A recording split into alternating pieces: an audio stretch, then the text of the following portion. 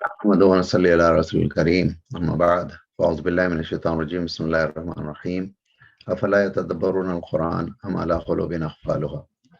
محترم سامعین اکرام، عزیزان گرامی، طریق اسلامی کے ساتھیوں، آج میں آپ حضرات کے درمیان کچھ بات لے کے حاضر ہوا ہوں ہفتےواری میسج کے ساتھ۔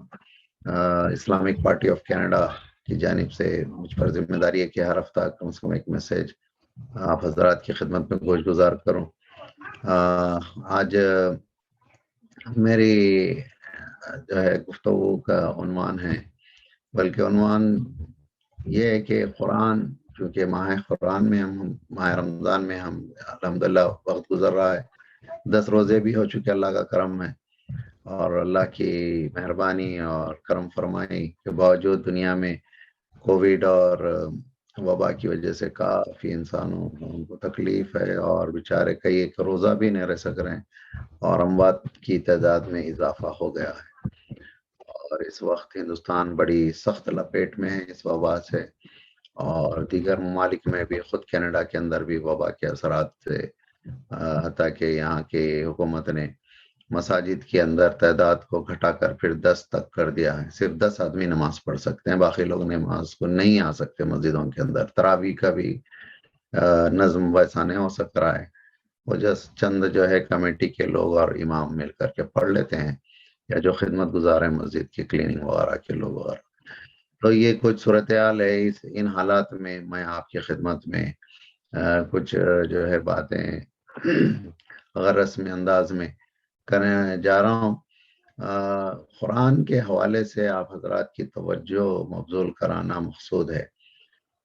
پچھلے تقریباً ایک ہفتہ 10 دن میں ہم نے کچھ قرآن کے طرف توجہ دینے کی کوشش کی ہے، تھوڑی تھوڑی سی ہم نے کوشش کی ہے، بہت ہی قلیل وقت دے پا رہے ہیں کیونکہ تھوڑا مصروفیات ہیں اپنی ملازمت کے بھی، اور دیگر اور تھکاوٹ بھی ہوتی ہے، تو پھر بھی الحمدللہ گھنٹہ پون گھنٹہ جو ہے اس کے سلسلے میں جو ہے دیکھنے کا اتفاق ہو رہا ہے۔ سورہ بقرہ، سورہ آل عمران سے ہوتے ہوئے سورہ نساء، پھر سورہ نساء کے بعد سورہ مائدہ، پھر سورہ انعام تک آ گئے الحمدللہ۔ اب حضرات کے سامنے جو اہم بات میں یہاں سامنے لانے جا رہا ہوں، دیکھیں قرآن ایک بہت وسیع و عریض جو ہے کتاب ہے، گرچہ وہ ہے تو کچھ جو ہے چند 100 صفحے کی کتاب ہے، لیکن اس کے اندر مضامین اور باتیں بہت اہم ہیں۔ اچھا، اب آتے ہیں ہم اصل عنوان پہ کہ قرآن کے مختلف لوگ مختلف انداز سے اس سے جڑتے ہیں، اس کو پڑھتے ہیں، اس سے سیکھتے ہیں، اس سے کچھ حاصل کرتے ہیں، اجر بھی پاتے ہیں اور بہت کچھ پا لیتے ہیں۔ اب ہم کیا چاہ رہے ہیں کہ قرآن سے ہمارا اس انداز کا تعلق ہو کہ آپ تلاوت بھی کریں، صحیح انداز سے کریں، سمجھ کر کریں، اور بمعنی پڑھنے کی کوشش کریں۔ اچھا، یہ ایک ہو گیا کام کہ تلاوت کرنا، ترجمہ پڑھنا، یہ ایک آپ کو سمجھ میں آ رہا ہوگا۔ اچھا، اس کے ساتھ ساتھ دیکھیں بعض اہم عنوانات، مضامین آپ کے زیر تلاوت، زیر مطالعہ آتی جائیں گی اور آ رہی ہوں گی۔ جیسا میں نے بھی غور کیا ہے کہ جب میں پڑھنا شروع کیا ہوں تو مختلف مضامین سے ہو کر گزرا ہوں، اور احکامات بھی آ رہے ہیں، واقعات بھی آ رہے ہیں، اور ہم سے پہلے کی امت یعنی بنی اسرائیل کے واقعات بھی آ رہے ہیں، اور اس میں جو ہے یہود کے واقعات بھی آ رہے ہیں، نصارہ کے بھی آ رہے ہیں، اور منافقین کا کردار، مومنین کے علامات، سب کچھ بتائی جا رہی ہیں۔ اب میں آپ کو بتاتا ہوں کہ سورہ نساء اور سورہ مائدہ، یہ 2 صورتیں ایک خاص عنوان کے تحت میں نے اس پر نظر ڈالی ہے۔ اس میں گرچہ اس میں کچھ شرعی مسائل بھی آ گئے ہیں، احکام شریعت بھی دیے گئے ہیں، وہیں پر 2 قسم کے لوگوں کی اللہ نے کافی کھول کر واضح انداز میں تعارف کرایا اور ان کی خصلتیں گنوائی۔ ایک منافقین، جب مدینہ منورہ میں نبی صلی اللہ علیہ وسلم آ گئے تو ان کا سابقہ پڑا ایک منافقین کے گروہ سے، جو ظاہراً مسلمان ہوتے لیکن باطناً وہ کفر کے خدمت گزار ہوتے، اور ہر وہ حرکت کرتے جس سے اسلام اور مسلمانوں کو نقصان پہنچ سکتا ہے، اور ان کی ساری حرکتوں کو اللہ نے اچھے انداز سے پیش کیا ہے، اور اس کا اچھا بہترین خلاصہ اور اس کی بہترین تشریح اور ان کی ساری باتوں کو کھینچ دیا نقشہ۔ اس پر ہمیں توجہ دینی چاہیے ان دو صورتوں کے اندر، کون سی؟ سورہ نساء اور سورہ مائدہ۔ دوسرا یہود جو ان کے اصل ماسٹر ہے، ان کے جو ہے نا استاد ہیں منافقین کے، ان کی بارے میں بھی اللہ سبحانہ تعالیٰ نے بہت زبردست طریقے سے ان کی عادات و اطوار کا بہترین نقشہ کھینچا ہے۔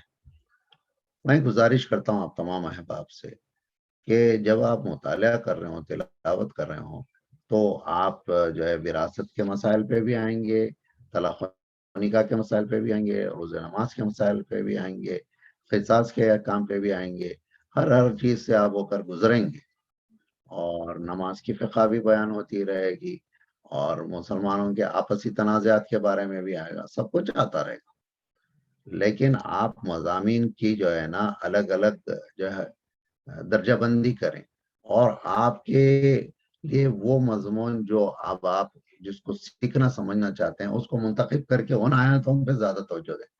میں نے یہ جو آج باتیں کی ہیں اس کا ایک خاص پس منظر ہے۔ اچھا، وہ خاص پس منظر کیا ہے کہ ہم دیکھ رہے ہیں کہ کئی علماء اور اسکالر یا تھنکرز یا دانشور، یہ لوگ کیا کر رہے ہیں، اپنے آپ کو اسلام کا پاسبان ظاہر کر رہے ہیں، اسلام کی خدمت اور اسلام کی جو ہے مدد کے حوالے سے سامنے آ رہے ہیں، آ کر کے اسلام اور مسلمانوں کو دونوں کو کمزور کر رہے ہیں، اور اپنی مکاری اور عیاری سے اپنے آپ کو چھپائے ہوئے بھی ہیں، اور ان کی حرکتیں بہت دیر کے بعد لوگوں کو سمجھ میں آتی ہیں۔ ایسی صورتحال میں اگر آپ قرآن کو اس نقطۂ نظر سے پڑھیں گے کہ آپ حالات کو سمجھیں، لوگوں کو سمجھیں، اماموں کو سمجھیں، اسکالرز کو سمجھیں، ان کے نظریات کو جانیں، تو آپ کی قرآن مدد کرے گا، ضرور مدد کرے گا۔ یہ آپ میری بات کو مینون لے لیں کہ قرآن آپ کو تنہا نہیں چھوڑے گا۔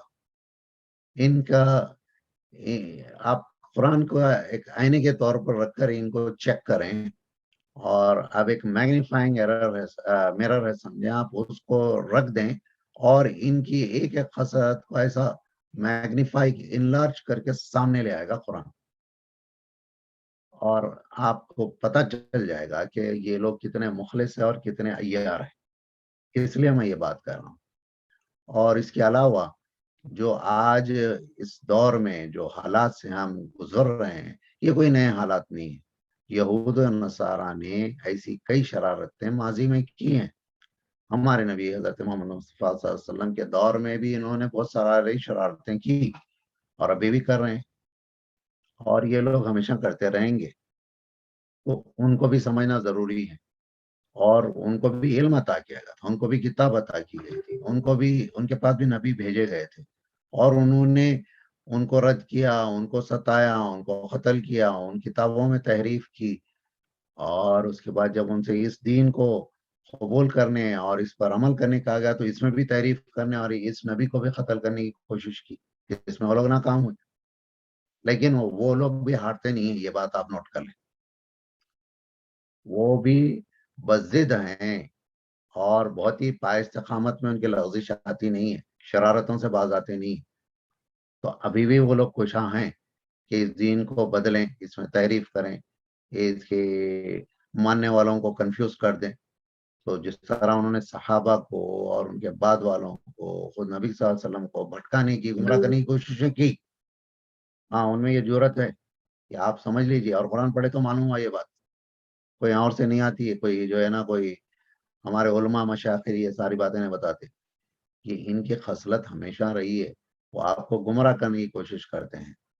تو آپ کا میرا کام یہ ہے کہ ہم قرآن سے مدد حاصل کریں اور جاننے کی کوشش کریں کہ اس دور کے یہود و نصارہ، اس دور کے جو حکام ہیں، وہ کس حد تک ہمارے ساتھ ہمدردی کر رہے ہیں، اور کس حد تک ہمارے جڑوں کو کاٹنے اور ہمارے دین کو کے اندر تحریف کرنے کی کوشش کر رہے ہیں۔ نظام صلات کو انہوں نے بگاڑ دیا، نظام حج کو بگاڑ دیا، سمجھ رہے ہیں آپ یہ بات؟ تو یہ اسلامی اجتماعیت کے شعائر کے ساتھ کھیل رہے ہیں. حرمین کے ساتھ کیا ہو رہا ہے، بیت المقدس کے ساتھ کیا ہو رہا ہے، اور مندریں بنائی جا رہی ہیں حجاز مقدس میں، اور جو ہے مسلمانوں کو مارا پیٹا جا رہا ہے، یہ سب کچھ ہو رہا ہے. پھر وبا کا ایک انہوں نے فتنہ ایسا کھڑا کیا ہوا ہے کہ اس کی حقیقت سے کوئی واقف نہیں ہے. صبح دوپہر شام ایک نئی تھیوری آ رہی ہے، نئی نئی حرکتیں ہو رہی ہیں. ویکسین کتنی درست ہے کتنی غیر درست ہے کوئی پتہ نہیں. سارا رینڈمائزیشن، کسی کے پاس ڈیفینیٹ نالج نہیں ہے. ایک بڑے کیوس سے دنیا گزر رہی ہے.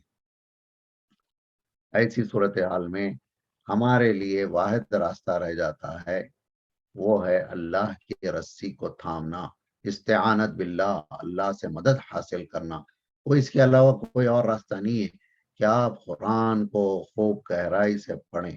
اس کا پڑھنا باعث ثواب، اس کا پڑھنا باعث شفا، اس کا پڑھنا باعث برکت، اس کے علاوہ اس کا پڑھنا باعث ہدایت، اس کا پڑھنا باعث نجات. ہم کو ان مصیبتوں سے نجات بھی ملے گی تو انشاءاللہ قرآن پاک کے ذریعے ملے گی، نبی کریم صلی اللہ علیہ وسلم کے اسوے کے ذریعے سے ملے گی. یہ لوگ چاہتے ہیں کہ اس کے معنی و مفہوم کو، اور وہ جس بات کی طرف ہمیں لے جانا چاہتا ہے اسی کلام کے ذریعے سے ہم کو اس سے منحرف کر دیں، تحریف دین کر دیں.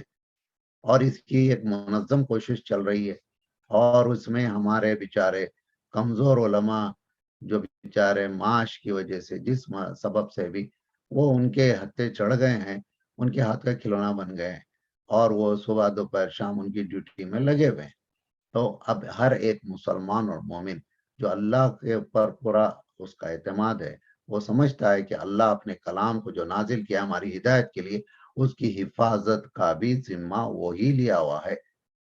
ہمارے کوئی دیگر لوگ علماء وغیرہ اس کے ذمہ دار نہیں ہیں، اللہ ڈائریکٹ ذمہ دار ہے.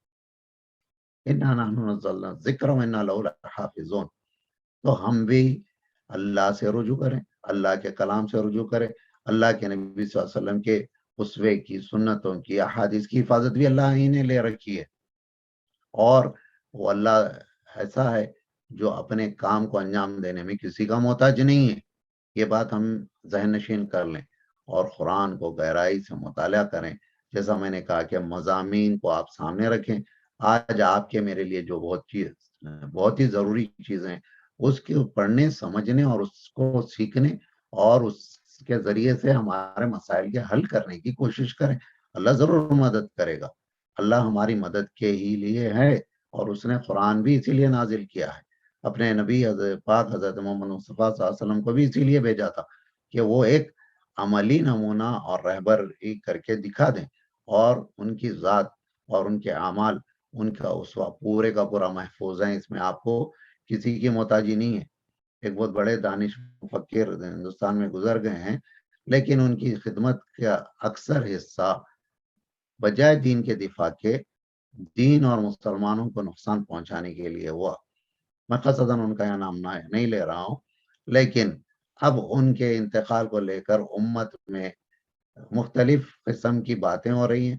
آپ ان باتوں میں نہ الجھیں، ان کو چھوڑیں. ان کے حال پہ اللہ کے حوالے ہو چکے ہیں، وہ اللہ دیکھ لے گا ان کو.